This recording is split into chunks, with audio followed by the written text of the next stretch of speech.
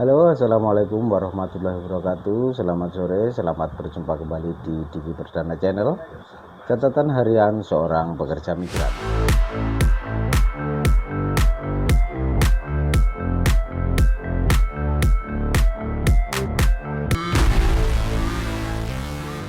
Halo teman-temanku semua, selamat sore, apa kabar? Semoga kalian selalu dalam lindungan Allah Subhanahu wa Ta'ala dan selalu diberikan kesuksesan, kelancaran, dan kebahagiaan dan keselamatan. Teman-teman, sore ini saya mencoba untuk bercerita tentang satu hal yang saya alami kemarin. Saya menerima sebuah WhatsApp dari salah seorang teman saya yang dimana teman ini masih anak baru, ya bukan anak baru lah ya. Si teman ini masih satu tahun lebih sedikit dia tinggal bekerja di Taiwan.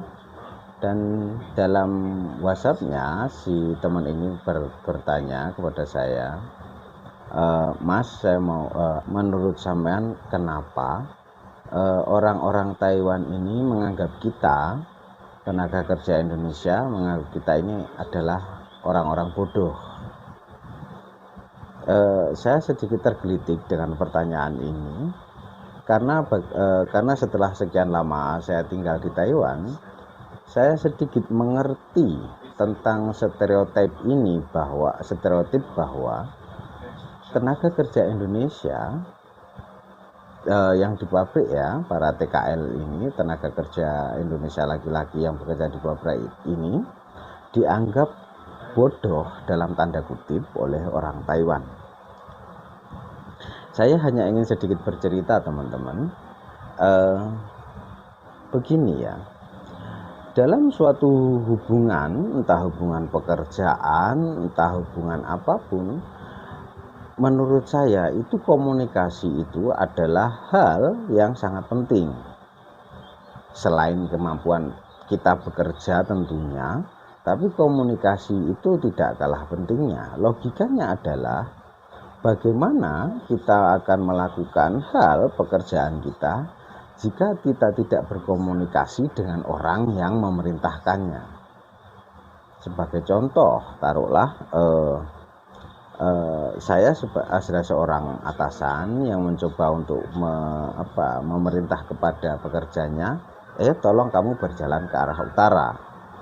Sebenarnya kalau kita tahu caranya berkomunikasi, apa yang dia bicarakan itu adalah hal yang sangat simpel dan mudah. Tapi ketika kita tidak tahu caranya berkomunikasi ini tadi, hal ini akan menjadi hal yang sulit. Padahal hal ini adalah hal yang sangat biasa, sangat mudah untuk dilakukan. Nah, karena kita tidak tahu apa yang diperintahkan, sehingga kita tidak tahu juga bagaimana cara melakukannya, akan melakukan apa. Harusnya hal ini adalah hal yang mudah, sehingga orang Taiwan pun sebagai atasan kita atau siapa, orang Taiwan pun akan berpikir bahwa hal itu kali lu, kenapa kamu tidak mengerti? Sebenarnya bukan si pekerja ini tidak bisa melakukan, tapi dia tidak mengerti apa yang harus dia lakukan.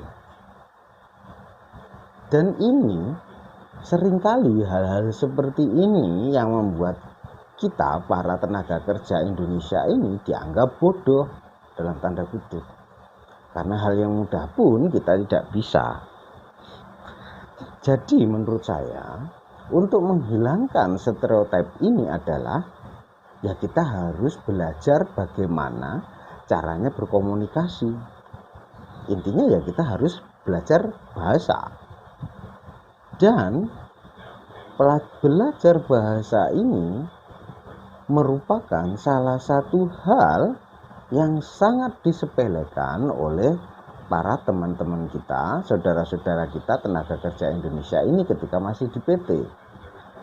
Karena sesungguhnya adalah di PT itulah waktu dan tempat yang paling tepat untuk kita belajar berbahasa. Ini sebagai pengalaman pribadi saya ya. Dulu ketika saya mau pertama kali berangkat ke Taiwan, ketika saya masuk PT, saya melakukan interview dengan agensi yang ada di Taiwan dan calon bos saya yang ada di Taiwan. Ketika si agensi ini bertanya, si penerjemah bertanya kepada saya, kamu bisa bahasa Mandarin? Saya bilang ya, saya tidak, karena saya tidak pernah keluar negeri. Bahasa apa yang kamu bisa? Saya bilang saya bisa bahasa Inggris. Ya, untuk sekedar berkomunikasi dan maklum, saya rasa kemampuan berbahasa Inggris saya cukup. Nah, terus saya berbicara dengan calon bos saya ini. Karena dia bisa berbahasa Inggris, akhirnya kami berkomunikasi dengan bahasa Inggris, dan satu kata-kata yang dia ucapkan dan saya ingat adalah, ketika nanti memang kamu yang terpilih untuk bekerja di perusahaan saya tahu kamu bisa bahasa Inggris, saya bisa berkomunikasi dengan kamu, tapi yang perlu kamu ingat adalah tidak semua orang yang bekerja di perusahaan saya, di pabrik saya, bisa bahasa Inggris. Dan orang-orang itu nanti juga akan bekerja bersama dengan kamu. Jadi kamu akan berkomunikasi dengan dia. Jadi sebaiknya sedikit banyak kamu juga bisa mengerti bahasa Taiwan. Hal itu yang saya pegang. Akhirnya ketika saya terpilih dalam seleksi ini tadi, saya mengikuti les bahasa yang diadakan di PT tersebut, di agen PT yang ada di Indonesia tersebut, bersama para calon tenaga kerja wanita. Dan saya satu-satunya lelaki yang mengikuti kelas belajar itu tadi. Akhirnya itu juga merupakan suatu keheranan bagi saya, kok nggak ada yang ikut. Akhirnya setelah hari pertama saya mengikuti kelas belajar sekitar 2 jam, saya keluar dan saya bertemu dengan teman-teman saya calon tenaga kerja laki-laki. Ada yang sudah lama di situ dan saya mencoba bertanya kepada mereka, kenapa di antara kita para lelaki ini, calon tenaga kerja laki-laki ini, tidak ada yang mengikuti les bahasa. Terus mereka menjawab bahwa ngapain kita belajar bahasa Mandarin, toh nanti kita di sana juga sudah ada teman kita yang ada di sana yang akan menerjemahkan. Kita wong di sana kita kerjanya juga hanya sebagai bantu-bantu saja. Intinya pekerjaan yang mudah dan kasar, bukan pekerjaan yang sulit. Tapi yang pola pikir seperti ini yang aneh bagi saya adalah yaitu tadi, semudah apapun pekerjaanmu atau sesulit apapun pekerjaanmu, ketika kamu tidak tahu bagaimana berkomunikasi dengan pemberi kerjamu, bagaimana kamu akan melakukannya?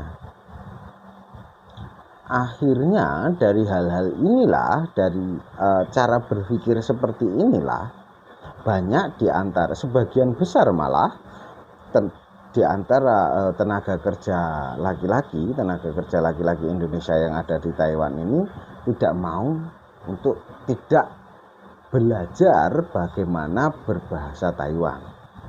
Sehingga ketika sampai di sini, yaitu tadi, ketika si bosnya atau si mandornya atau siapa atasannya memberikan instruksi untuk pengerjaannya, dia harus menjelaskan berkali-kali. Sehingga bagi para orang, bagi atasan-atasan mereka ini, hal-hal semacam ini adalah hal-hal yang sangat membuang-buang waktu dan tidak efisien. Sehingga timbullah stereotip bahwa orang-orang Indonesia yang bekerja di Taiwan, tenaga kerja Indonesia laki-laki yang bekerja di Taiwan itu kenapa kok bodoh-bodoh. Ya, kita tidak bisa menyalahkan mereka kenapa mereka memberikan stereotip itu. Yang harus kita benarkan, yang harus kita luruskan adalah kita memang bodoh dalam hal berkomunikasi. Jadi bagaimana cara memutus hal-hal seperti itu?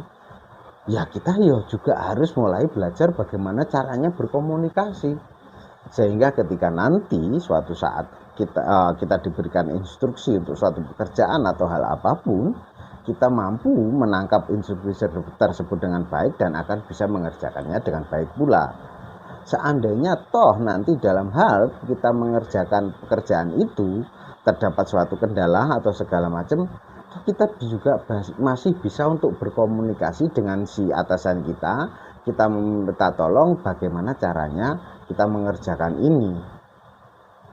Kalau kita bisa berkomunikasi itu hal-hal yang terlihat sulit itu akan sangat mudah. Belum lagi komunikasi itu juga akan membantu dalam tanda kutip kehidupan kita sehari-hari di Taiwan.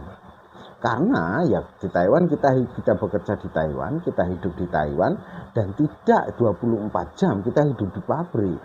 Otomatis kita akan hidup di sebuah lingkungan yang lain selain pabrik. Ketika jam kerja sudah selesai, taruhlah kita kembali ke mes masing-masing, kita mau naik kendaraan umum, kita mau berbelanja ke pasar, kita melakukan apa-apa, otomatis kita juga berinteraksi dengan warga-warga lokal, di mana interaksi itu juga memerlukan komunikasi.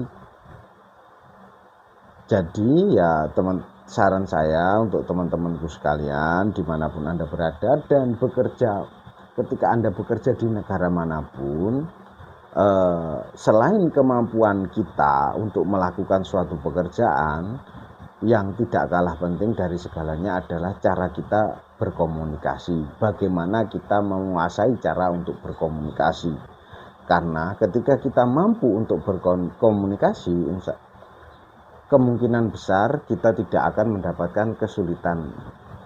Jadi semoga apa yang saya sharing dalam video ini sedikit banyak memiliki manfaat untuk teman-teman sekalian, dan semoga saja kita semua diberi kelancaran, diberikan kesehatan, dan juga diberikan keselamatan